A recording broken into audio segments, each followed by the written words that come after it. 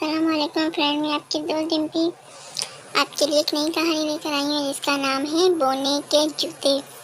تو چلیں فرینڈ، ہم اپنی اسٹوری شروع کرتے ہیں۔ مونگی ایک موچی تھا، اس کی دکان گاؤں میں تھی۔ وہ روزانہ صبح دکان کھولتا، دن بھر گاؤں والوں کے پھٹے پرانے جوتوں کی مرمت کرتا اور جب شام ہوتی تو دکان بند کر کے گھر چلا آتا۔ چونکہ وہ بہت غریب تھا اس لیے اس کی دکان نہایت ٹوٹی پھوٹی حالت میں تھی۔ اس کے پاس اتنے پیسے ہی نہیں تھے کہ اس کی مرمت کروا سکتا۔ بارشوں میں اس کی چھت ٹپکنے لگتی تھی اور دکان میں موجود سامان بھیگ جاتا۔ اس نے سوچ رکھا تھا کہ جیسے ہی اس کے پاس کچھ پیسے جمع ہوں گے وہ سب سے پہلے دکان کی مرمت کروائے گا۔ ایک روز صبح جب وہ اپنی دکان پر جانے کے لیے بیدار ہوا تو اس کی بیوی لالی بولی، لکڑیاں ختم ہو گئی ہیں، میں آٹا گوندھ کر رکھتی ہوں تو جلدی سے لکڑی والے سے مجھے لکڑی لا دے تاکہ میں ناشتہ بناؤں۔ مونگی نے دو چپکے پانی کے منہ پر مارے اور گاؤں کی لکڑیوں کی ٹال کی جانب روانہ ہو گیا۔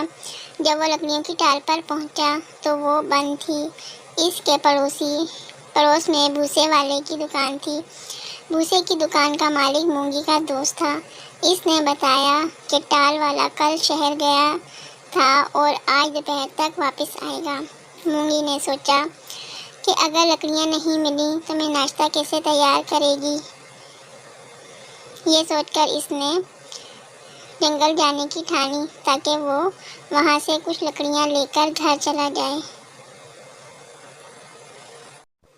جنگل بالکل قریب تھا۔ وہ جنگل کی طرف چل پڑا۔ اس کے پاس کلہاڑی تو تھی نہیں کہ وہ لکڑیاں کاٹتا، اس لیے جنگل میں پہنچ کر اس نے بہت سارے خشک جھاڑیاں جمع کر لیں، پھر ان کا گٹھا بنایا اور گٹھے کو اٹھا کر گھر کی طرف چل دیا۔ ابھی وہ تھوڑی ہی دور گیا تھا کہ سامنے سے اسے ایک ننھا منا بونا آتا دکھائی دیا۔ وہ اپنے پاؤں گھسٹ کر آہستہ آہستہ چل رہا تھا۔ مونگی کو لگا کہ اس کے پاؤں میں تکلیف ہے۔ مونگی ایک رحم دل آدمی تھا۔ بونے کے پاؤں کی تکلیف کا خیال دل میں آیا تو اس نے اس کی مدد کرنے کی ٹھانی۔ اس نے جھاڑیوں کا گٹھا زمین پر رکھا اور بونے کے قریب آنے کا انتظار کرنے لگا۔ مونگی نے کہا، اتنے بڑے جوتے پہن کر چلنا پھرنا بہت تکلیف دہ کام ہے۔ یہ جوتے تو بہت بڑے ہیں، تمہیں کہاں سے ملے؟ بونے نے جواب دیا، میں بونوں کی دنیا میں رہتا ہوں۔ ہماری دنیا سامنے والے پہاڑوں کے پیچھے ہے۔ میرا کسی کام سے تمہاری دنیا میں آنا ہوا۔ یہاں پہنچنے کے لیے پہلے تو مجھے پہاڑ پر چڑھنا پڑا اور پھر اترنا بھی پڑا۔ اس وجہ سے میں بہت تھک گیا تھا۔ میرے سامنے ایک جنگل تھا۔ جنگل میں پہنچ کر تھوڑا سا آرام کرنے کے غرض سے میں ایک درخت کی ٹھنڈی چھاؤں میں گھاس پر لیٹ گیا۔ اپنے جوتے اتار کر میں نے اپنے قریب ہی رکھ لیے تھے۔ میری تھوڑی دیر کے لیے آنکھ لگ گئی تھی۔ جب میں سو کر اٹھا تو میرے جوتے غائب تھے۔ میں نے گھبرا کر ادھر ادھر دیکھا۔ میری نظر سامنے درخت پر بیٹھے ایک بڑے سے بندر پر پڑی۔ وہ دانت نکال کر مجھے دیکھ رہا تھا اور اس نے میرے جوتے پہنے ہوئے تھے۔ میں اس کی طرح لپکا تو وہ درختوں کی شاخوں پر جھومتا ہوا وہاں سے غائب ہو گیا۔ میں بہت پریشان تھا۔ جنگل میں جاں بجاں کانٹے اور چھوٹی چھوٹی کنکریاں پڑی ہوتی ہیں۔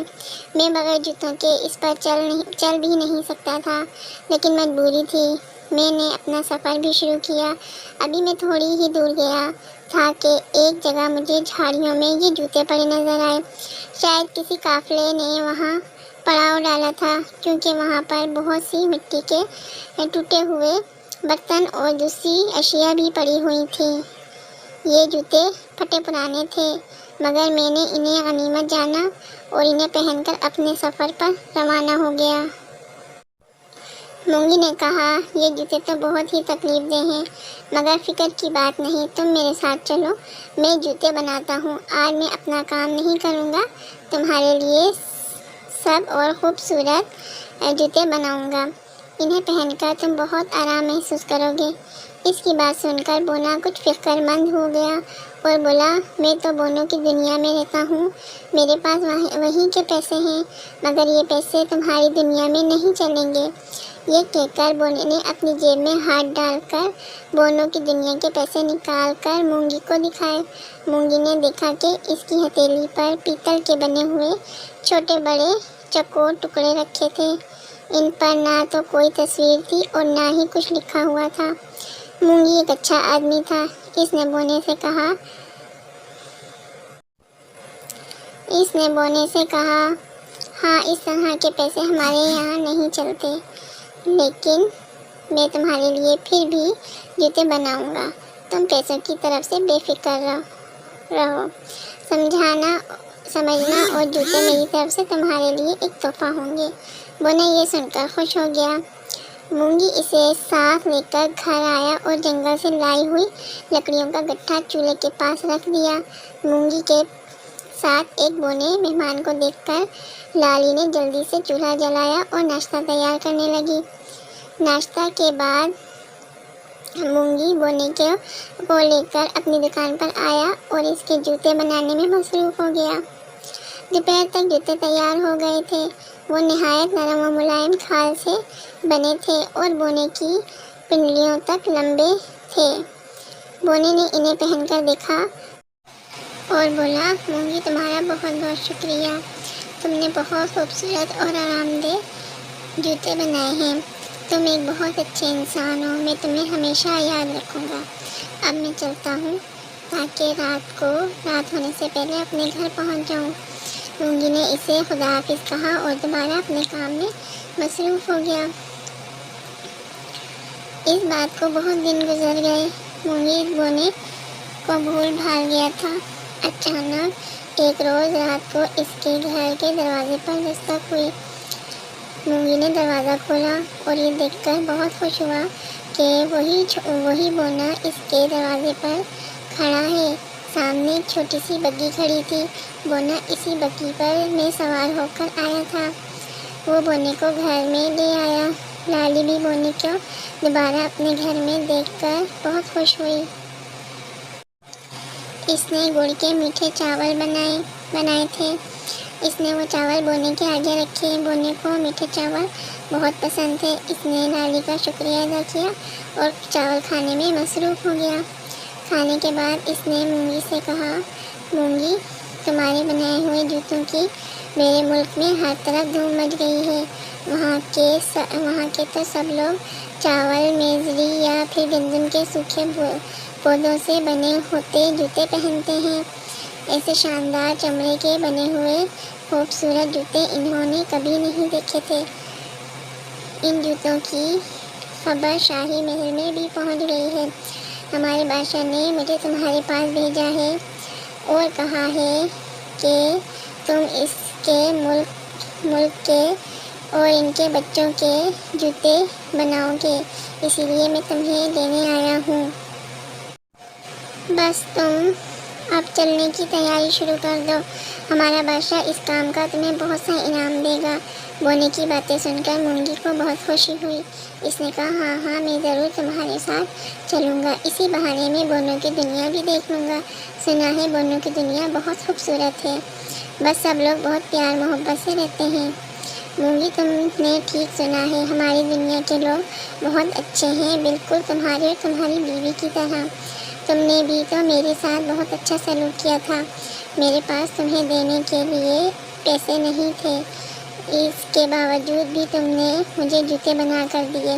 تمہاری بیوی بھی بہت اچھی ہے، اس نے بھی میری بہت خاطر مدارت کی تھی، بونے نے کہا۔ مونگی اس کی بات سن کر بولا ہم نے جو کیا تھا وہ ہمارا فرض تھا۔ ویسے بھی کسی کے کام آنا بہت اچھی بات ہے۔ بونے نے اپنی جیب سے سونے کے چند چھوٹی چھوٹی ڈلیاں نکال کر مونگی کو دی اور بولا یہ سونے کی ڈلیاں ہمارے بادشاہ نے تمہارے لیے بھجوائی ہیں تاکہ انہیں بیچ کر تم جوتے بنانے کے لیے چمڑا اور دوسری چیزیں خرید سکو۔ اس کے علاوہ تمہیں ایک گھوڑا بھی خریدنا ہوگا، اس پر بیٹھ کر تم ہمارے ملک جا سکو گے۔ وہ پہاڑوں کے پیچھے ہے اور یہاں سے کافی فاصلے پر ہے۔ बस अब तुम तैयारी शुरू कर दो, मैं 1 हफ्ते बाद फिर आऊँगा और तुम्हें अपने साथ ले जाऊँगा। ये कहकर बोना अपनी सुनहरी बग्घी में बैठकर वहाँ से रवाना हो गया। बग्घी में एक छोटा सा घोड़ा जुता हुआ था। बोना बग्घी पर सवार हो गया तो घोड़ा हल्की सी आवाज़ में हिनहिनाया, सर घुमाकर मूंगी को देखा और फिर रवाना हो गया। मूंगी ने जब सोने की डलियाँ लाली को दिखाई तो वो भी बहुत खुश हुई। मूंगी ने अब अपने सफ़र की तैयारियां शुरू कर दी थी। इसने नरम व नाजुक चमड़ा, नए औजार, रेशमी धागा और जूते बनाने में काम आने वाली दूसरी चीज़ें खरीदी। इसने सवारी के लिए एक घोड़ा भी खरीद लिया था। इस बात की बहुत खुशी थी कि इसके काम को बोनों की दुनिया में बहुत पसंद किया गया था। अब इसे बोने की आमद का इंतज़ार था। आखिर खुदा करके 1 हफ्ता गुजरा और एक सुबह बोना अपनी बग्घी में सवार इसके घर आ पहुंचा। मूंगी तो तैयार ही बैठा था। इसने लाली को खुदा हाफिज़ कहा और बोने के साथ चल पड़ा। बोने की बग्घी आगे आगे थी और मूंगी और अपने घोड़े पर सवार इसके पीछे चला आ रहा था। ऊंचे ऊंचे पहाड़ों को अबूर करके वो एक मैदान में पहुंचे। मैदान ख़त्म हुआ तो सामने किसी शहर के आसार नज़र आए। इसी शहर में बोना रहता था। मूंगी जब शहर में दाखिल हुआ तो इसने बहुत से छोटे छोटे खूबसूरत घर देखे। वहाँ पर खूब चहल पहल नज़र आ रही थी और छोटे छोटे बोने रंग बिरंगे लिबासों में मलबूस अपने अपने कामों में मसरूफ़ थे। इनके जानवर भी इनकी तरह छोटे थे। मूंगी को गलियों में मुर्गियाँ भी नज़र आईं। इन मुर्गियों का कद चूज़ों जितना था और वो भागती फिर रही थी। मूंगी इन्हें देखकर सोचने लगा कि जाने इनके चूज़े कितने बड़े होते होंगे। वहाँ इसे फलों के दरख्त भी नज़र आए। वो थे तो दरख्त मगर झाड़ियों जितने थे और फलों से लदे हुए थे। इनमें लगे सेब बेरों जितने थे और केले मुंह की छोटी उंगलियों के बराबर थे। ये ही हाल इन पर बैठे परिंदों का था। चिड़िया भंवरों जितनी थी और कौवे काएं काएं करते कौवे छोटी चूड़ियों के जितने थे। ये तमाम चीज़ें देखने के बाद मूंगी को बड़ा मज़ा आ रहा था। बोना मूंगी को लेकर एक बहुत ही खूबसूरत और बड़ी सी इमारत के पास लाया। ये बादशाह का महल था। ये महल इतना बड़ा था कि मूंगी थोड़ा सा झुककर इसमें दाखिल हो गया। महल के अंदर बादशाह और मलका अपने बहुत से शहजादों और शहजादियों के साथ बैठे थे। मूंगी ने अदब से बादशाह और मलका को सलाम किया। बोने ने मूंगी का तारुफ इन लोगों से करवाया। बादशाह ने कहा, मूंगी, हमें खुशी है कि तुम अपने काम में बहुत माहिर हो। हम चाहते हैं कि तुम हमारी मलका और बच्चों के जूते तैयार करो। मूंगी ने कहा, जहाँपना, मैं आप सबके जूते ज़रूर तैयार करूँगा। मुझे उम्मीद है कि मेरे बनाए हुए जूते आपको ज़रूर पसंद आएंगे।